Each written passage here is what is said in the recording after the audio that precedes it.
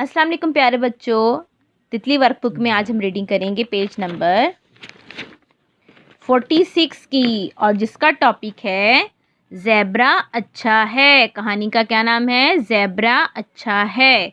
جی ہم ریڈنگ کرتے ہیں۔ یہ ٹوپا ہے، یہ ٹوپا ہے، یہ زیبرا کا ٹوپا ہے۔ یہ دیکھیں بچوں، زیبرا نے دیکھے ٹوپا پہنا نا سر پہ، تو یہ زیبرا کے ٹوپے کی بات ہو رہی ہے۔ یہ زیبرا کا ٹوپا ہے، زیبرا کے پاس ٹوپا ہے، زیبرا کے پاس ٹوپا ہے۔ ٹوپا اچھا ہے، ٹوپا اچھا ہے۔ بلو کو ٹوپا پسند ہے، بلو کو ٹوپا پسند ہے۔ ایک دفعہ پھر اس کو ریپیٹ کرتے ہیں۔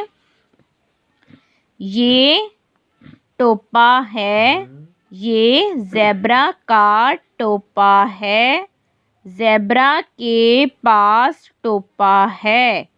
ٹوپا اچھا ہے، بلو کو ٹوپا پسند ہے۔ یہ ہم ریڈنگ کریں گے، ریڈنگ کی ڈیٹ بھی لگائیں گے، اپنی ریڈنگ کی ویڈیو آپ جی سوٹ پہ سینڈ کریں گے۔ اللہ حافظ۔